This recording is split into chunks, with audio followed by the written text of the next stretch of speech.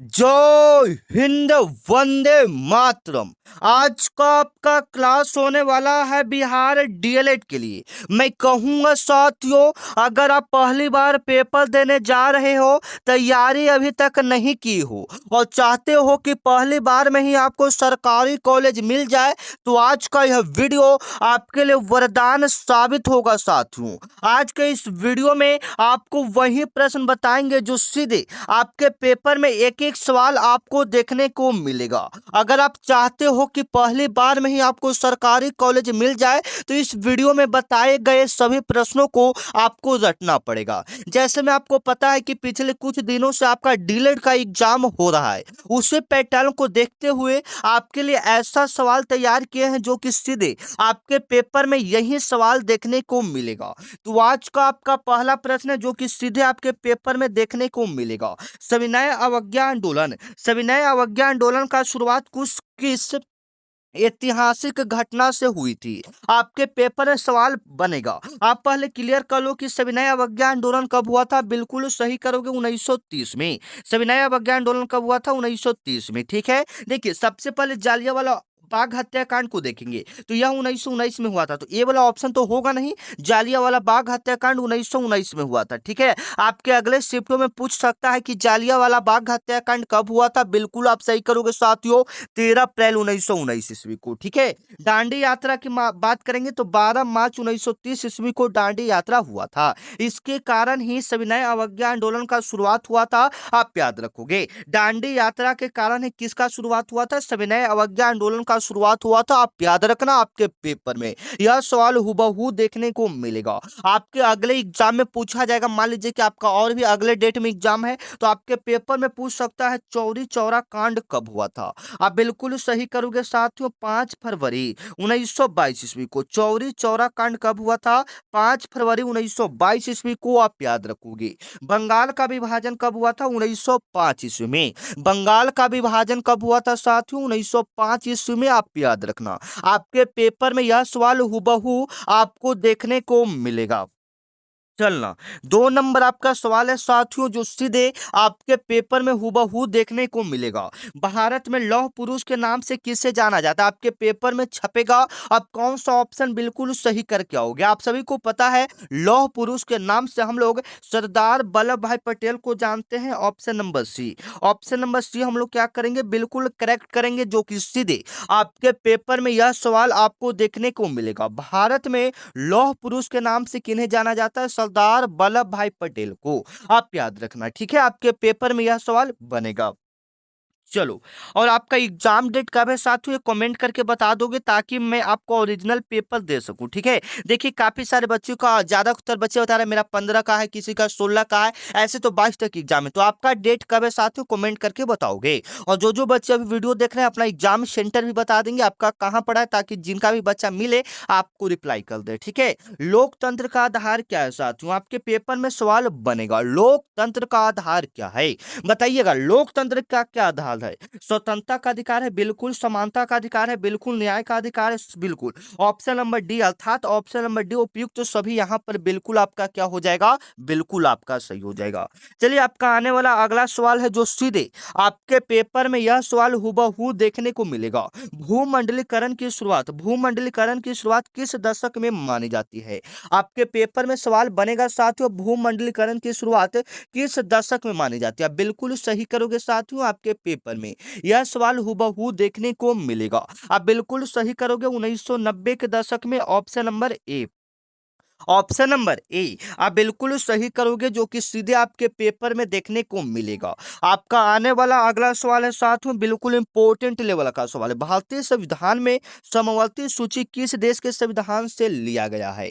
आपके पेपर में सवाल बनेगा, समवर्ती सूची किस देश के संविधान से लिया गया साथियों? बिल्कुल आप सही करोगे, Australia. Option number B, option number C आप क्या करोगे? बिल्कुल अपने एग्जाम में सही करके आओगे। भारतीय संविधान में समवर्ती सूची किस देश से लिया गया है? ऑस्ट्रेलिया से लिया गया है। ठीक है, आपके पेपर में यह सवाल हुबहू आपको देखने को मिलेगा साथियों। चलो, कमेंट में जवाब देते चलोगे, ठीक है। रेशम मार्ग मुख्य रूप से किसे जोड़ता था? आपके पेपर में सवाल बनेगा, रेशम मार्ग मुख्य रूप से किसे जोड़ता था साथियों? बिल्कुल आप सही करोगे, चीन और यूरोप को। Option number B. किसको जोड़ता था? चीन और यूरोप को। ऑप्शन नंबर बी आप बिल्कुल सही करोगे, जो कि सीधे आपके पेपर में यह सवाल हुबहू आपको देखने को मिलेगा। यह आपके पेपर में बनेगा साथियों, रेशम मार्ग मुख्य रूप से किसे जोड़ता था? चीन और यूरोप को। चलिएगा, आपका आने वाला अगला सवाल है साथियों, चिपकू आंदोलन के प्रणेता कौन थे? आपके पेपर में सवाल बनेगा, चिपकू आंदोलन के प्रणेता या नेता कौन थे? बिल्कुल आप सही करोगे, Sunderlal Bahuguna. Option number B आप बिल्कुल सही करोगे, ठीक है। आपके पेपर में यह सवाल बनेगा। चिपकू आंदोलन जो है यह उत्तराखंड जिला में हुआ था। आपके पेपर में अगला शिफ्ट या अगले एग्जाम डेट में पूछ सकता है, चिपकू आंदोलन के नेता कौन थे? सुंदरलाल बहुगुणा। एक कहाँ में हुआ था? तो उत्तराखंड यानी यूके में हुआ था, आप याद रखना। आपके पेपर में यह सवाल हुबहू आपको देखने को मिलेगा। बिहार में कोसी नदी को क्या कहा जाता है? आपके पेपर में सवाल बनेगा। बिहार में कोसी नदी को क्या कहा जाता है साथियों? आपके पेपर में यह सवाल आएगा। आप बिल्कुल सही करोगे, कोसी नदी को बिहार का जीवन रेखा तो गंगा नदी को कहा जाता है, ठीक है, याद रखना। आपके अगले शिफ्ट में पूछ सकता है गंगा नदी को। आप याद रखोगे, बिहार का शोक हम लोग कोसी नदी को कहते हैं। Option number B. Option number B आप क्या करोगे? बिल्कुल सही करोगे। आपका आने वाला अगला सवाल है, अर्थशास्त्र नामक पुस्तक की रचना किसने किया था? आपके पेपर में सवाल बनेगा, अर्थशास्त्र पुस्तक की रचना किसने किया था साथियों? चाणक्य कौटिल्य ने किया था। ऑप्शन नंबर ए।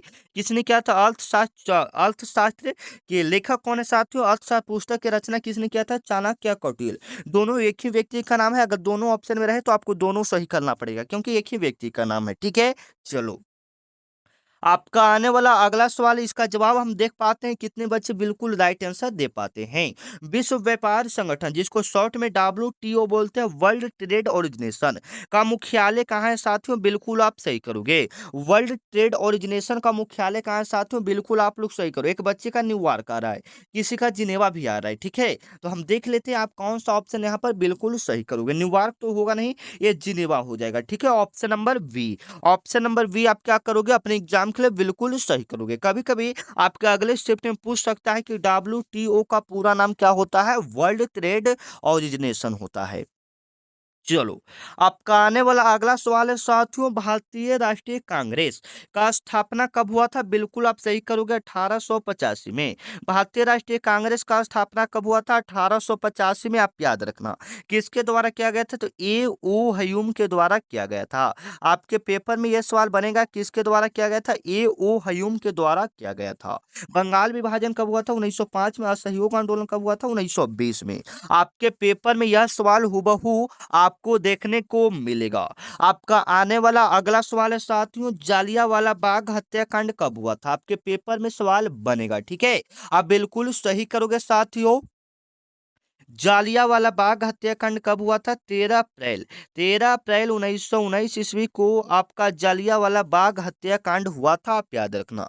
कहाँ में हुआ था? पंजाब के अमृतसर में हुआ था, आप याद रखना। आपके पेपर में यह सवाल हुबहू आपको देखने को मिलेगा। आपका आने वाला अगला सवाल है, संसाधन का अर्थ क्या है? संसाधन का अर्थ क्या है साथियों? आप बताओगे। आपके पेपर में यह सवाल बनेगा, देखते हैं कौन सा आप सही जवाब करते हो। संसाधन का जो अर्थ होगा, मानवीय आवश्यकताओं की पूर्ति करने वाले वस्तु। Option number B. Option number B आप बिल्कुल सही करोगे। मानवीय आवश्यकताओं की पूर्ति करने वाले वस्तुओं को हम लोग क्या कहते हैं? संसाधन कहते हैं। आपका आने वाला अगला सवाल है, सूचना का अधिकार। सूचना का अधिकार RTI कानून, RTI कानून कब लागू हुआ था? आपके पेपर में सवाल बनेगा। आप बिल्कुल सही करोगे साथियों, 2005 में सूचना का अधिकार कानून पारित हुआ था, RTI कानून पारित हुआ था। आपका आने वाला अगला सवाल है, निम्न में से कौन सा रबी फसल है? आपके पेपर में सवाल बनेगा, निम्न में से कौन सा रबी फसल है साथियों? बिल्कुल आप सही करोगे, गेहूं।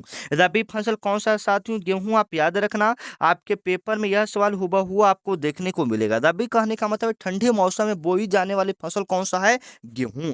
धान तो नहीं होगा, मक्का नहीं होगा, बाजरा नहीं होगा, गेहूं हमारा ऑप्शन यहाँ पर क्या होगा? बिल्कुल सही होगा। चलो, आपका आने वाला अगला सवाल है, भारत में सबसे लंबी नदी कौन सी है साथियों? बिल्कुल आप सही करोगे, भारत की सबसे लंबी नदी कौन सी है? बिल्कुल आप सही करोगे, गंगा नदी, जो कि कहाँ से निकलता है? उत्तराखंड के उत्तरकाशी जिला के गंगोत्री हिमनद से निकलता है। इसकी लंबाई की बात करें तो इसका लंबाई आपका 2525 किलोमीटर है, ठीक है, याद रखना। इसकी लंबाई कितना है? 2525 किलोमीटर। असहयोग आंदोलन किस वर्ष स्थगित कर दिया गया था? आपके पेपर में सवाल बनेगा। असहयोग आंदोलन है जो 1920 ईस्वी में बंद कर दिया गया था, ठीक है साथियों। असहयोग आंदोलन, अच्छा स्थगित पूछा है ना, कब बंद कर दिया गया था? चालू हुआ था 1920 में, लेकिन स्थगित आपको इसको किया गया था 1922 में, ठीक है, क्योंकि उसमें चौरी चौरा कांड हो गया था। तो 1922 ऑप्शन याद रखोगे, ऑप्शन नंबर सी आप अपने एग्जाम में बिल्कुल सही करके आओगे। चलो, भारत का प्रथम नागरिक कौन होता है? आपके पेपर में सवाल बनेगा। आप बिल्कुल सही करोगे, भारत का प्रथम नागरिक जो होता है राष्ट्रपति होता है, ऑप्शन नंबर बी। और जो बच्चे चैनल को अभी तक सब्सक्राइब नहीं किए, प्लीज रिक्वेस्ट है आप चैनल को सब्सक्राइब करके ऑल बेल आइकन को दबा लोगे, ठीक है ना, ताकि आपको जो भी नई क्लास हो, जैसे नई जो भी वैकेंसी आएगी साथियों, सबसे पहले इस चैनल पर आपको बताया जाता है, ठीक है। तो चैनल को आप लोग क्या कर लीजिएगा? सब्सक्राइब कर लीजिएगा। चलिए, आपका आने वाला अगला सवाल है, गरीबी हटाओ का नारा किसने दिया था? आपके पेपर में सवाल बनेगा, गरीबी हटाओ का नारा किसने दिया था साथियों? बिल्कुल आप सही करोगे, इंदिरा गांधी। गरीबी हटाओ का नारा किसने दिया था? Indira Gandhi. Option number B आप क्या करोगे? बिल्कुल सही करोगे, जो कि सीधे आपके पेपर में यह सवाल हुबहू देखने को मिलेगा। आपका 20 नंबर सवाल है साथियों, सौर ऊर्जा कैसा संसाधन है? बताइएगा, सौर ऊर्जा जिसको हम लोग पुनः प्राप्त कर सकते हैं, उसको हम लोग कौन सा संसाधन कर सकते हैं? नवीकरणीय संसाधन, option number B. Option number हम लोग बी बिल्कुल सही करेंगे साथियों, जो कि सीधे आपके पेपर में यह सवाल हुबहू आपको देखने को मिलेगा, ठीक है। चलिए, अब हम लोग चलते हैं हिंदी की ओर, जो सीधे आपके पेपर में यह सवाल आपको देखने को मिलेगा। देखिएगा, आपका पहला सवाल है हिंदी का, ठीक है। और जो बच्चे अभी तक मेरे व्हाट्सएप ग्रुप को ज्वाइन नहीं किए, ज्वाइन करेंगे, वहां पर जो भी वैकेंसी आएगी साथ ही जो भी क्लास का पीडीएफ रहेगा, सबसे पहले आपको वहां पर पता चलेगा। तो यह मेरा व्हाट्सएप नंबर है, इस पर आपको क्या करना है? बिहार डीएलएड लिखकर मैसेज करना है, फिर मेरे तरफ से आपके पास व्हाट्सएप ग्रुप का लिंक जाएगा, लिंक पर क्लिक करोगे, व्हाट्सएप ग्रुप में ज्वाइन हो जाओगे। 9334517119 इस नंबर पर आपको व्हाट्सएप मैसेज करना है। चलिएगा, पहला नंबर सवाल है, हिंदी भाषा किस भाषा की लिपि है साथियों? आपके पेपर में पूछेगा। आप बिल्कुल सही करोगे, जो हिंदी भाषा है वह किस भाषा का लिपि है? देवनागरी भाषा का, option number C. Option number C आप क्या करोगे? बिल्कुल सही करोगे, जो कि सीधे आपके पेपर में यह सवाल हुबहू आपको देखने को मिलेगा। अ का उच्चारण स्थान क्या है? अ वर्ण का उच्चारण स्थान क्या है साथियों? बिल्कुल आप सही करोगे। अ कहाँ से हम लोग बोलते हैं? कंठ से बोलते हैं। अ बोले या क बोले या ख बोले, ये सब हम लोग कहाँ से बोलते हैं? कंठ से। उसके बाद च छ ज झ वाला हम लोग तालु से बोलते हैं, ट ठ ड ढ वाला मुर्दा से बोलते हैं, और एक त थ थ द वाला दंत से, फिर प फ व कहाँ से बोलते हैं? ओठ से बोलते हैं, ठीक है। याद रखना, आपके पेपर में सवाल हुबहू देखने को मिलेगा। यथाशक्ति कौन सा समास है? मैं आपको कई बार पहचानने के लिए बता दिया हूं साथियों।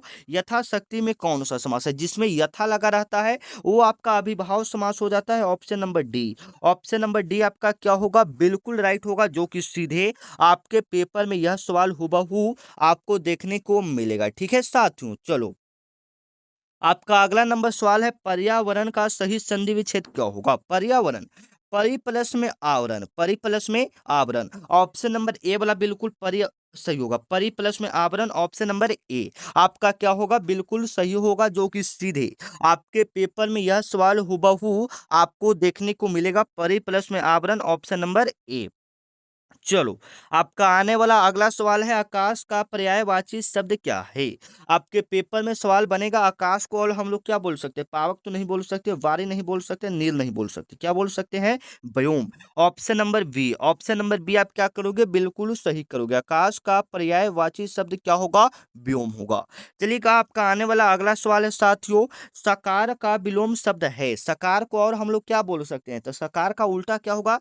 निराकार, ऑप्शन नंबर बी। सकार का उल्टा क्या होगा? निराकार, ऑप्शन नंबर बी आप बिल्कुल क्या करोगे साथियों? बिल्कुल सही करोगे, जो कि सीधे आपके पेपर में यह सवाल हुबहू आपको देखने को मिलेगा, ठीक है। चलो, जिसने देश के साथ विश्वघात क्या हो उसके लिए एक शब्द में क्या होगा? जो देश के साथ विश्वघात क्या हो तो उसको एक शब्द में हम लोग क्या कहेंगे? देशद्रोही कहेंगे, ऑप्शन नंबर बी। और जो बच्चा चैनल को सब्सक्राइब नहीं किया है, चैनल को आप सब्सक्राइब कर लीजिएगा, ठीक है। और एक बार कमेंट करके बताओगे आपको क्लास कैसा लग रहा है साथियों, ठीक है, सभी बच्चे बताएंगे। चलिए, आग में घी डालना, आग में घी डालना मुहावरे का अर्थ क्या है साथियों? आपके पेपर में सवाल बनेगा। आग में घी डालना यानी क्रोध को और बढ़ाना, ऑप्शन नंबर बी। आग में घी डालना का मतलब क्या है? क्रोध को और बढ़ाना। आपका 9 नंबर सवाल है साथियों, कारक के कितने भेद होते हैं? आपके पेपर में यह सवाल बनेगा। कारक के कितने भेद होते हैं? आप बिल्कुल सही करोगे, 8 भेद होते हैं। Option number D. Option number कौन सा सही होगा? डी। चलिएगा, शुद्ध शब्द का चयन करें, इसमें कौन सा कवित्री बिल्कुल सही लिखा हुआ है? ऑप्शन नंबर ए वाला देखिएगा, बिल्कुल आपका कवित्री बिल्कुल सही लिखा हुआ है। राम ने खाना खाया, कौन सा कारक है? ने यहाँ पर कौन सा कारक है? कर्ता ने। राम ने, कर्ता ने, राम ने, विभक्ति कर्ता से हो रहा है, option number A. Option number A आप क्या करोगे साथियों? बिल्कुल सही करोगे। नायक का सही संधि विच्छेद क्या होगा? आपके पेपर में सवाल बनेगा, नायक का सही संधि विच्छेद क्या होगा? ठीक है, कौन सा सही होगा आप लोग बताइए। नए प्लस में अक, ऑप्शन नंबर सी। नए प्लस में अक, ऑप्शन नंबर सी आपका क्या हो जाएगा? बिल्कुल सही हो जाएगा। रामचरितमानस किस भाषा में लिखा गया है साथियों? बिल्कुल आप सही करोगे। रामचरितमानस किस भाषा में लिखा गया है? तो ये लिखा गया है अवधी भाषा में, ऑप्शन नंबर बी। चलिएगा, आपका आने वाला अगला सवाल है, हाथ मलना मुहावरे का अर्थ क्या होगा? हाथ मलना मुहावरे का अर्थ क्या होगा? जैसे में हाथ मलना यानी पछताना, option number A. Option number A आप बिल्कुल क्या करोगे? सही करोगे। तत्सम शब्द कौन सा है साथियों? बताना है तत्सम शब्द आपका कौन सा होगा? तत्सम मतलब संस्कृत जैसा जो रहता है ना, उसको तत्सम कहते हैं। आग संस्कृत जैसा है नहीं, अग्नि देखिएगा यहाँ पर संस्कृत जैसा है, option number B. Option number B यहाँ पर क्या हो जाएगा? बिल्कुल राइट होगा। ठीक है साथियों, चलो, सर्वनाम कितने प्रकार के होते हैं? आपके पेपर में यह सवाल हुबहू आपको देखने को मिलेगा, सर्वनाम कितने प्रकार के होते हैं? बिल्कुल आप सही करोगे, 6 प्रकार का आपका सर्वनाम होता है, option number C. Option number B आप क्या करोगे? सी करोगे, बिल्कुल आप सही करोगे। अन्वेषण में कौन सा संधि है? आपके पेपर में सवाल बनेगा साथियों, अन्वेषण। अन्वेषण में कौन सा संधि है? बिल्कुल सही करोगे, यन संधि है। कौन सा संधि है साथियों? यन संधि। यह पेपर में बनेगा, ऑप्शन नंबर सी आप बिल्कुल अपने एग्जाम में सही करके आओगे। ठीक है, चलो, आपका अगला नंबर सवाल है, सज्जन का सही संधि विच्छेद क्या होगा? आपके पेपर में सवाल बनेगा सज्जन का, तो सत प्लस में जन, क्योंकि सज प्लस जन तो होगा नहीं, सजन तो होगा नहीं, सद सत प्लस में जन, आधा तक की मात्रा उसमें होना चाहिए, सत प्लस में जन। चलिएगा, आपका आने वाला अगला सवाल है, अमीय। अमीय का पर्यायवाची शब्द क्या है? अमीयों को और हम लोग क्या बोल सकते हैं? तो अमीय को और हम लोग क्या बोल सकते हैं साथियों? याद रखना, अमीय को और हम लोग सुधा बोल सकते हैं, ऑप्शन नंबर बी। ठीक है, चलिए, उपकार में कौन सा उपसर्ग है? उपसर्ग कहने का मतलब शब्द के आगे लगने वाला शब्द, तो बताइए, तो उप प्लस में कार, उप प्लस में कार, तो उप यहाँ पर क्या हो जाएगा? उपसर्ग हो जाएगा, option number B. Option number B आप बिल्कुल सही करोगे, जो कि सीधे आपके पेपर में यह सवाल हुबहू आपको देखने को मिलेगा। मिठास शब्द में कौन सा प्रत्यय है? मिठास शब्द में कौन सा प्रत्यय है साथियों? बिल्कुल आप सही करोगे, मिठा प्लस में आस, तो यहाँ पर आस होना चाहिए, प्रत्यय माने शब्द के पीछे लगने वाला, ऑप्शन नंबर बी। चलो, आपका आने वाला अगला सवाल है, कलम का जादूगर किसे कहा जाता है? आपके पेपर में सवाल बनेगा, कलम का जादूगर किसे कहा जाता है साथियों? राम वृक्ष बेनीपुर को, ऑप्शन नंबर बी। कलम का जादूगर राम वृक्ष बेनीपुर को कहा जाता है, ऑप्शन नंबर बी पर आप बिल्कुल सही टिक करोगे। ठीक है साथियों, चलो, संज्ञा के कितने भेद होते हैं? आपके पेपर में सवाल बनेगा, तो संज्ञा के कितने भेद होते हैं? 5 भेद, सभी बच्चे को पता होना चाहिए। ठीक है, चलो, यथासंभव, यथासंभव हमने बताया कि जिसमें यथा लगा रहता है वो कौन सा समास होता है? अभिभाव समास होता है, option number C. Option number C यहाँ पर बिल्कुल करेक्टेड होगा। महादेव में कौन सा समास है? हमने बताया था कि जब भी भगवान का नाम आया साथियों, महादेव, महादेव आपका बहुब्रीहि समास का उदाहरण होंगे, option number V. Option number V आपका यहाँ पर बिल्कुल सही होगा। चलिएगा, अब हम लोग मैथ के प्रश्न को करते हैं, जो सीधे आपके पेपर में देखने को मिलेगा साथियों। ठीक है, यदि x प्लस फाइव बराबर 12 है, तो 3x माइनस 2 का मान क्या होगा? यहाँ से हम सबसे पहले x का मान निकलेंगे, तो x बराबर कितना होगा? 12 माइनस 5 होगा ना, प्लस है तो बराबर के उस साइड आएगा तो माइनस, x बराबर आप निकालोगे तो 7 यहाँ पर आएगा। ठीक है, अब यहाँ पर x का मान 7 पुट कर देंगे, 3 गुना x है ना, x यहाँ पर, तो यहाँ पर 7 रख देंगे, क्योंकि x का मान 7 है, -2, तो 7 या 21, 21 माइनस 2 करेंगे तो कितना आएगा साथियों? 19 आएगा। ठीक है, कितना आएगा? 19 आएगा, option number B. Option number B आप क्या करोगे? बिल्कुल सही करोगे। ठीक है, चलो, एक वस्तु को 500 रुपया में खरीद कर 600 रुपया में बेचा जाता है तो लाभ प्रतिशत क्या होगा? मान लो कि 600 रुपया में बेचा जाता है तो यहाँ पर 100 रुपया का लाभ होगा, आपको तो पता ही साथियों, 100 रुपया का लाभ होगा, 500 में खरीदा 600 में बेचा, 100 रुपया का उसको फायदा हुआ। तो लाभ प्रतिशत निकालने के लिए लाभ गुना 100 बटा क्रयमूल्य, लाभ आपका कितना हो जाएगा 100, लाभ गुना, तो लाभ हमारा 100 और फिर से आपका 100 होता है बटा में क्रयमूल्य, क्रयमूल्य कितना है साथियों 500, क्रयमूल्य आपका कितना है 500, तो 100 से 500 कटेगा 5 बार में, 5 से 100 कितना बार में कटेगा 20 बार में, ठीक है। Option number C, option number C आपका क्या होगा साथियों, बिल्कुल राइट होगा, जो कि सीधे आपके पेपर में यह सवाल हुबहू आपको देखने को मिलेगा। प्रथम 5 अभाज्य संख्याओं का योग क्या है? आपके पेपर में सवाल बनेगा, प्रथम 5 अभाज्य संख्याओं का योग पूछ रहा है। जैसे में अभाज्य संख्या, जो संख्या एक और अपने आप से कटा है तो 2 से स्टार्ट होता है, ठीक है, 2 3 5 7 और 11, ये 5 ऐसा भाज्य संख्या है जो अपने आप से कटता है, तो 2 और 3 कितना 5, 5 5 10, 10 और 7 17, 17 और 11 28। Option number C, option number C आपका क्या होगा, बिल्कुल राइट होगा। एक वृत्त की त्रिज्या 7 सेंटीमीटर है तो उसका क्षेत्रफल क्या होगा, ठीक है। वृत्त का क्षेत्रफल वाला फॉर्मूला होता है पाई आर स्क्वायर, तो पाई का मान हमारा कितना होता है 22/7, आर का मान 7 गुना 7, तो 7 से 7 खत्म, तो 22 सते 154 वर्ग सेंटीमीटर, ठीक है, याद रखना। ऑप्शन नंबर ए चलेगा। 5 नंबर आपका सवाल एलसीएम से बिल्कुल सिंपल है।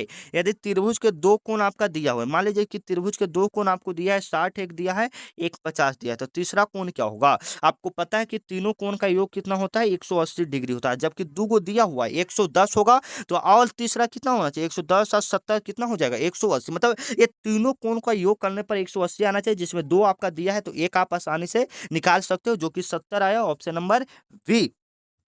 चलिए, आपका आने वाला अगला सवाल है, किसी संख्या का 20%, कोई संख्या नहीं मालूम है तो एक्स मानेंगे, उसका का 20%, तो 20/100 अब बराबर में 40, बराबर में 40, 20 से 40 कितने बार में 2 बार में, तो एक्स बराबर आपका आंसर कितना हो जाएगा 200, ठीक है साथियों। चलो, आपका अगले आने वाला अगला सवाल है, 625 का वर्गमूल कितना होता है 25, और 100 का कितना होता है 10, तो 25 और 10 कितना होता है 35 होता है, ठीक है।